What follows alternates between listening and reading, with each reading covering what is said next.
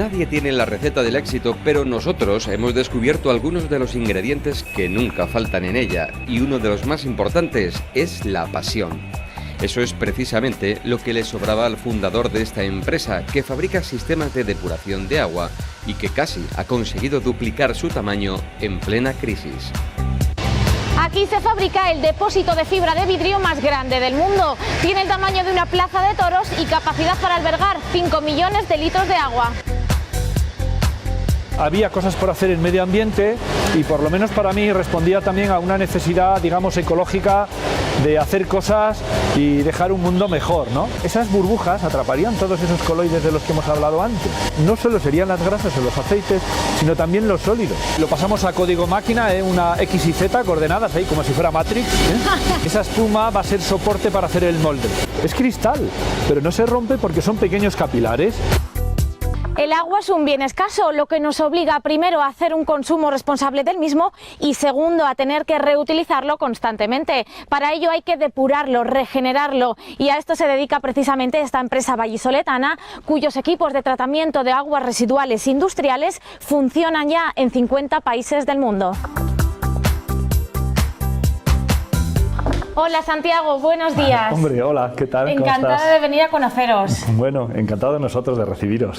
Aunque lleváis 25 años aquí en Valladolid y quizás por el tipo de producto que fabricáis y que diseñáis aquí, a lo mejor no os conoce mucho la gente, pero podemos decir que sois casi un referente mundial en vuestro sector.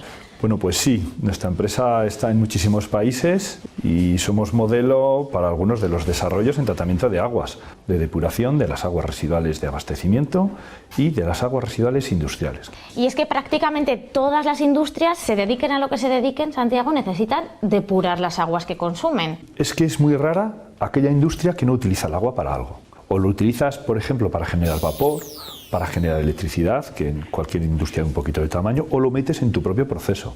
Cualquier cosa alimentaria hay que lavar, limpiar y esterilizar. Entonces usas agua. Si fabricas papel, usas agua. Casi todos los procesos usan agua.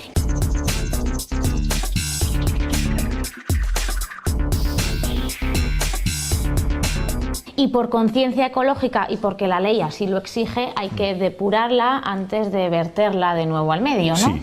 Cada comunidad autónoma o cada ciudad, en nuestro caso, pues tiene un reglamento que te dice hasta dónde puede admitir su depuradora la contaminación que le vertamos. O te cobra cuanto más contaminas.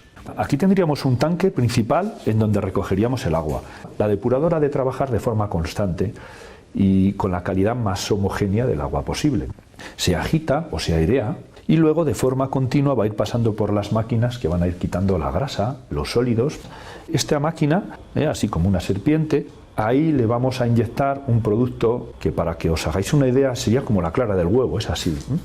Antiguamente en el vino, para clarificarlo y que fuera de buena calidad, se mezclaba el vino con clara de huevo, se agitaba. Fíjate. Y caía un velo hacia abajo que arrastraba todos los pozos finos. Pues ese mismo proceso es el que se hace aquí en la máquina con el agua residual. ¿Sabes, Santiago, que consigues que parezca apasionante un tema como es limpiar las aguas pues residuales hombre, industriales? Es que no es que parece, es que lo es. O sea, nosotros hemos estudiado para esto. Y precisamente es en estos últimos años de plena crisis cuando más habéis crecido, sí, cuando más os habéis internacionalizado. Sí. ¿Y esto por qué? Vimos que el mejor material para trabajar con aguas residuales, con temperatura, con químicos, con mucha salinidad, era el plástico. Y por eso decidimos desarrollar o trabajar en un material como es el composite. Si nos fijamos en aquella máquina, es como un pequeño barquito. Los barcos se hacen en composite, en fibra de vidrio. Entonces lo que hicimos con la crisis fue volver al producto. Hay que hacerlo mejor, hay que hacerlo en menos tiempo, menos plazo de entrega y hay que hacerlo más barato.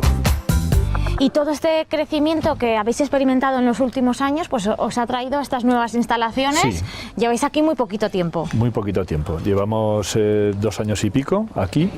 Vinimos a Villavaquerín y está previsto que vayamos trayendo las fábricas de los distintos productos a esta zona. Porque mantenéis otra en la Cistérniga. En la Cistérniga, en La Mora, tenemos nuestra fábrica, donde tenemos también las oficinas, digamos nuestro headquarter, el cuartel general. ¿Y en total cuánta gente trabaja con vosotros? 160, 165 personas. Enséñame la fábrica, Santiago. Encantado. Por favor, María.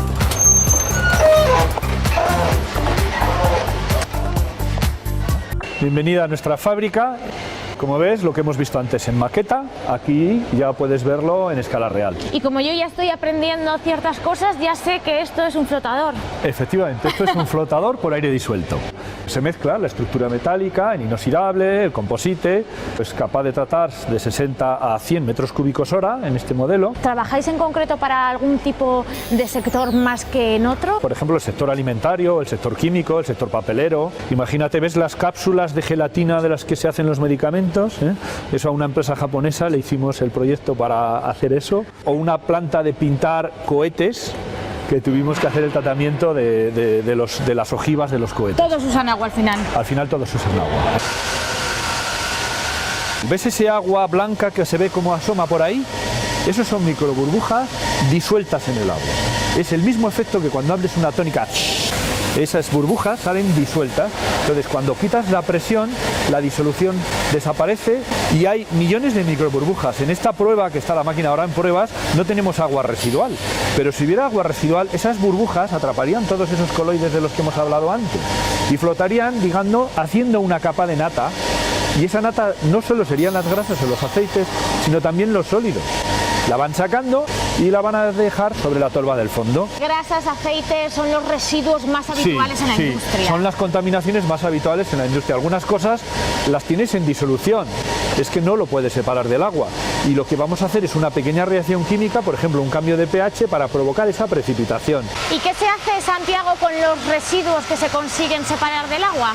Esa nata de la que hablábamos es una especie de puré, pero sin embargo todavía tiene un 90% de agua. Utilizamos una prensa, un filtro prensa, que realmente va entrando el lodo y va saliendo el agua. ¿La industria lo puede aprovechar o simplemente, bueno, es un agua que se ha limpiado para verterlo más limpio a los ríos? Lo tienen que limpiar para volver a verter a los ríos, pero ya que limpias, entonces descubres que en distintas etapas de tu proceso de depuración encuentras agua con una calidad suficiente también para utilizar en distintos sitios de la fábrica. Imagínate, por ejemplo, los corrales de un matadero. En un matadero hay que estabular el ganado antes de sacrificarlo y esos establos hay que lavarlos. Entonces el agua que sale de la depuradora se hace una pequeña desinfección y se utiliza para ese proceso.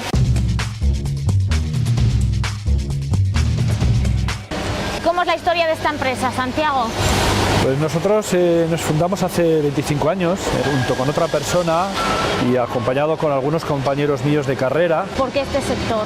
Pues porque nos gustaba el mundo del agua, había cosas por hacer en medio ambiente y por lo menos para mí respondía también a una necesidad, digamos, ecológica de hacer cosas y dejar un mundo mejor, ¿no? ¿Y aquí qué estáis haciendo, Santiago? Pues aquí estamos pasando lo que hemos dibujado en el ordenador. Cada vez que creamos una pieza, nos la imaginamos, la esbozamos, la construimos en el ordenador en 3 dimensiones, pues necesitamos pasar ese software a un soporte real. El soporte real va a ser una espuma. Lo pasamos a código máquina, una X y Z coordenadas ahí como si fuera Matrix, y el código máquina se transforma en movimiento.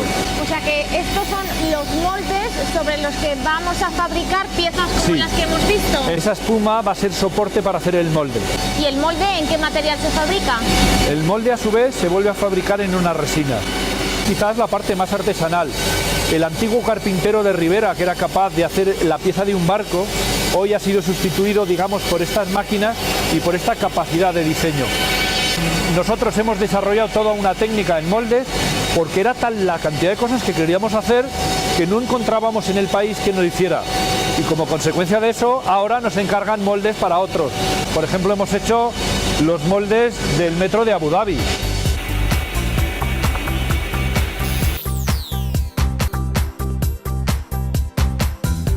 Y vamos a ver cómo se manipula y cómo se trabaja con la fibra de vidrio, que me comentabas que ha sido el material, bueno, pues que os ha abierto muchas puertas últimamente. Aquí veis que están vistiendo lo que llamamos vestir un molde.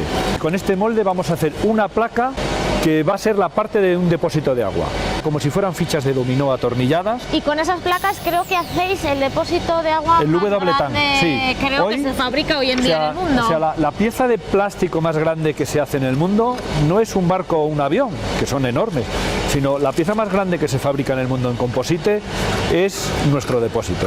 Una plaza de toros, para que la visualicemos, en composite. El vidrio está hecho de pequeños hilitos, es cristal, pero no se rompe porque son pequeños capilares.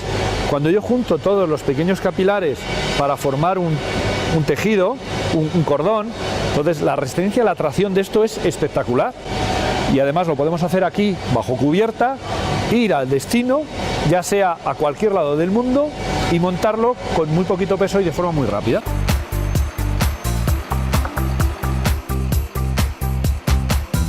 Que esa fue un poquito la filosofía para empezar a utilizar este material. Y eso nos ha permitido abrir el mercado. La boina nos la desenroscamos hace mucho. Y tenemos que fabricar para todo el mundo. Y el sistema de transporte mundial es un contenedor marítimo.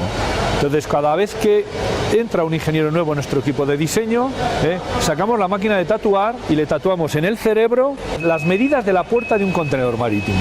Y todo lo que diseñe tiene que caber ahí. Y si no, lo tiene que hacer a trozos, atornillar y caber por ahí.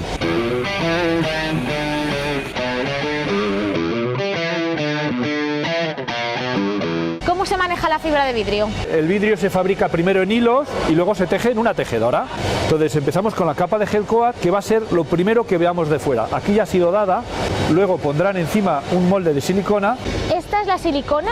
Sí, esto es la membrana de silicona, sí. Nosotros hacemos hoy la membrana de silicona más grande de Europa y la segunda más grande del mundo. Son nuestras membranas, porque bueno, hasta ahora... es una empresa de récords, Santiago. Sí, esta empresa es de récords.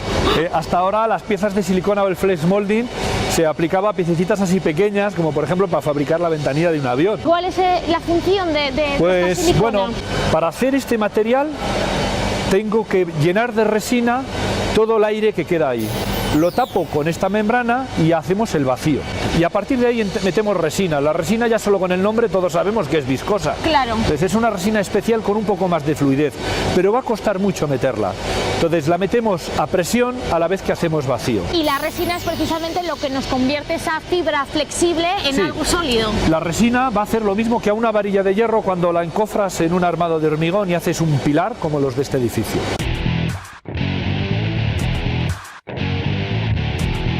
Y estos depósitos que hemos dicho que son los más grandes que se fabrican con este material en todo el mundo ahora mismo, ¿qué capacidad tienen? Pues mira, podemos llegar hasta los 4 millones de litros o más, hasta 5 millones de litros. Un tanque que tradicionalmente se fabricaba en hormigón, sí. En un material y en otro, ¿qué diferencia de peso puede haber? Esta pieza tiene un peso de unos 200 poquitos kilos frente a los 4.000 kilos que puede tener una pieza de este tamaño en hormigón. ¿Es el material del futuro? No, es el material del pasado. En el año 60 ya se hacía un composite, pero también el hormigón tardó 50 años en alcanzar el presente. Vuestros tanques, vuestras máquinas, vuestros equipos de tratamiento de aguas están a día de hoy por todo el mundo. Sí, aquellos países que les faltaba hacer sus instalaciones de tratamiento de agua han sido nuestros clientes. En Rumanía, en Hungría, en Rusia, en Bulgaria, aunque vendemos a Alemania, a Francia, pero estos países a su vez nos compran para exportar. Y ser un referente mundial en tu sector, como hemos comentado que sois, ¿no implica que todos intenten copiarte? Sí, pero ese es el juego del mercado. Significa que tú tienes que estar haciendo cosas nuevas.